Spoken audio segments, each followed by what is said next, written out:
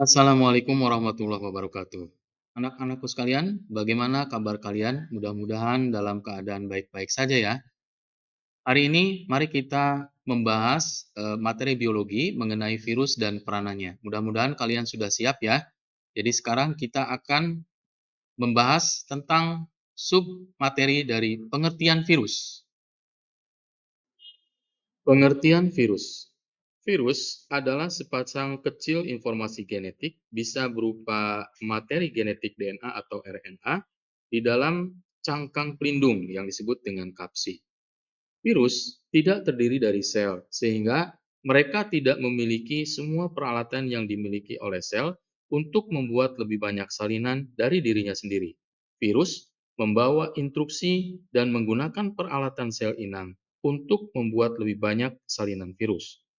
Virus juga dapat menginfeksi manusia, tumbuhan, hewan, bakteri, dan jamur, masing-masing hanya menginfeksi tipe inang tertentu. Fitur virus. Virus terdiri dari materi genetik bisa berupa DNA atau RNA dan lapisan protein pelindung atau yang disebut dengan kapsid. Kadang-kadang ada lapisan lain yang disebut dengan selubung di sekeliling kapsid dan virus yang tidak memiliki selubung kemudian disebut dengan virus telanjang. Perlu diketahui bahwa selubung di sekeliling kapsid ini kemudian orang menamakannya adalah amplop. Mirip dengan parasit, virus membutuhkan inang untuk melakukan perkembangbiakan. Mereka akan bertahan hidup di luar inangnya sampai kapsidnya rusak seiring dengan berjalannya waktu. Virus memiliki ukuran 100 sampai 1000 kali lebih kecil dari sel-sel yang ada di tubuh kita. Di dalam gambar di samping, diperlihatkan bagaimana bentuk daripada kapsid, di mana kapsid itu adalah selubung protein yang melindungi asam nukleat. Sedangkan kapsomer itu adalah subunit daripada kapsid, merupakan lapisan terluar daripada protein yang juga berfungsi untuk melindungi asam nukleat. Sedangkan di dalam daripada bagian virus tadi terdapat amplop yang tadi sudah dijelaskan bahwa amplop merupakan selubung protein juga yang membungkus kapsid. Sehingga ketika virus itu melakukan pergerakan dari satu sel inang kemudian menginfeksi sel inang yang lain, maka materi genetik pun masih bisa dilindungi oleh yang namanya amplop. Dan virus yang tidak memiliki amplop disebut dengan virus telanjang. Salah satu contoh daripada virus yang paling mudah diperlihatkan di sini adalah virus T, di mana virus T memiliki struktur terdiri daripada kapsid, kemudian ada asam nukleatnya, ada bagian leher, ada serabut ekor, dan ada bagian jarum penusuk.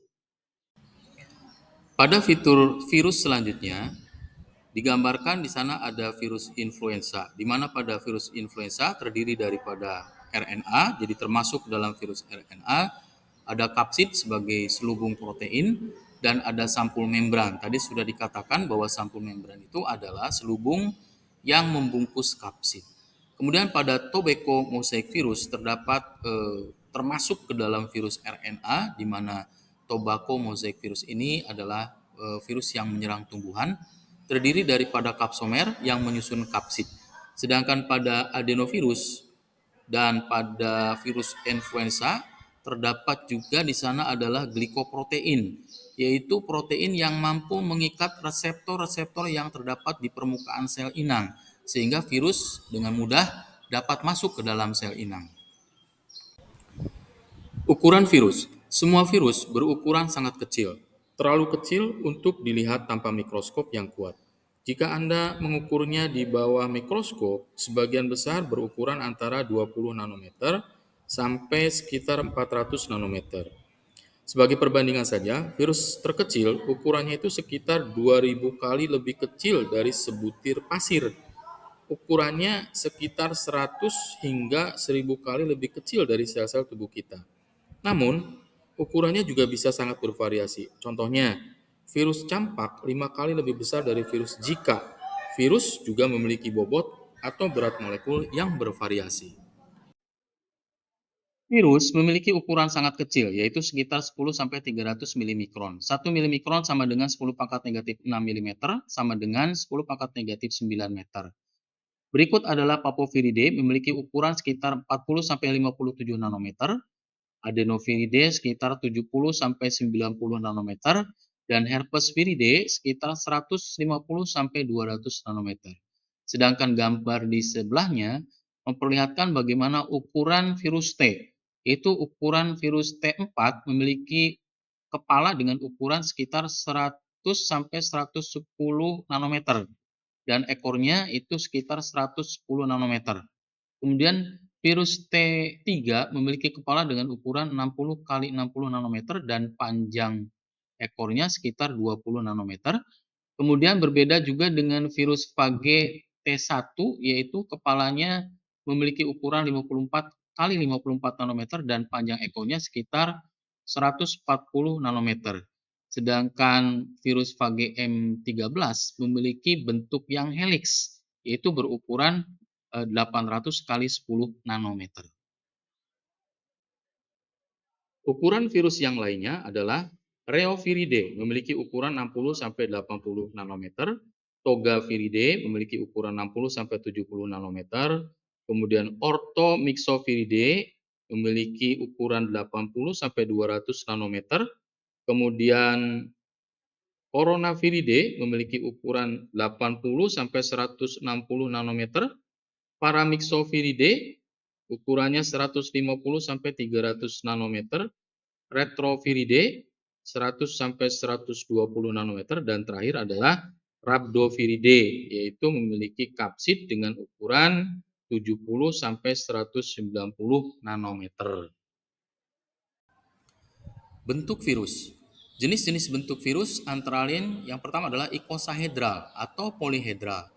Ini adalah bentuk geometris dengan banyak sisi mirip dengan bola sepak. Kebanyakan virus yang menginfeksi manusia adalah berbentuk icosahedral. Bagian gambar di sebelah kanan menunjukkan bagaimana virus polyhedral tanpa amplop dan virus polyhedral yang terdapat amplop. Amplop di sini seperti yang sudah dijelaskan adalah selubung protein yang membungkus kapsid juga yang berfungsi untuk melindungi daripada materi genetik ketika virus itu melakukan infeksi dari satu sel inang ke sel inang yang lainnya. Bentuk virus selanjutnya adalah helix. Bentuk virus ini terlihat seperti silinder, di mana informasi genetiknya biasanya berupa RNA itu melingkar seperti pegas di dalamnya. Bentuk virus selanjutnya adalah bulat, yaitu virus Veris adalah virus helix atau polyhedral yang mempunyai selubung di sekelilingnya. Bentuknya sebagian besar seperti bola. Contohnya adalah virus HIV, kemudian virus influenza, dan virus yang lainnya. Yang selanjutnya adalah bentuk kompleks. Contohnya adalah pada virus T, di mana virus kompleks menggabungkan lebih dari satu bentuk. Virus yang menginfeksi bakteri ini memiliki bagian kepala yang berbentuk polyhedral yang kemudian dihubungkan ke bagian tubuh, di mana bagian tubuhnya berbentuk helix. Sifat genom virus. Informasi yang disimpan dalam virus berupa materi genetik dapat berupa DNA atau juga RNA. DNA seperti diketahui adalah instruksi manual tentang cara bagaimana membuat virus, sedangkan RNA sendiri adalah terjemahan daripada instruksi yang bahasanya dapat dibaca oleh mesin sel sehingga bisa diubah menjadi bentuk-bentuk protein. DNA atau RNA daripada virus dapat berupa linier atau melingkar, seperti gambar di samping, di mana bentuk molekul DNA bisa berupa sirkuler atau melingkar, dan bisa juga DNA berbentuk linier atau berbentuk horizontal mendatar. Sifat genom virus yang lainnya adalah arti positif atau arti negatif. RNA yang bersifat positif dapat digunakan sebagai instruksi untuk membuat lebih banyak bagian-bagian daripada virus tanpa perlu melakukan langkah tambahan apapun. Sedangkan virus RNA indra negatif memerlukan protein khusus atau enzim untuk membuat RNA indra positif sebelum virus dapat membuat lebih banyak daripada salinan dirinya. Ini juga disebut dengan untai plus atau untai positif atau untai negatif atau untai negatif. Kebanyakan virus DNA merupakan berakal positif. Sifat genom virus yang lainnya adalah beruntai tunggal atau beruntai ganda. Virus DNA dapat memiliki materi genetiknya dalam satu rangkaian instruksi atau dua set yang berpasangan. DNA manusia beruntai ganda, sedangkan virus RNA biasanya beruntai tunggal meskipun ada juga beberapa virus RNA yang beruntai ganda. Bisa kita lihat gambarnya di samping di mana virus RNA atau materi genetik RNA itu ada pada sebelah kiri merupakan satu untaian tunggal, sedangkan materi genetik DNA memiliki dua untaian ganda yang terletak di sebelah kanannya. Apakah virus itu hidup atau mati? Secara umum, para ahli biologi tidak menganggap virus sebagai makhluk hidup karena mereka tidak dapat menjalankan fungsi yang dilakukan oleh organisme hidup. Mereka itu tidak dapat mengubah makanan menjadi energi atau metabolisme dan tidak dapat hidup atau bereproduksi tanpa sel inang.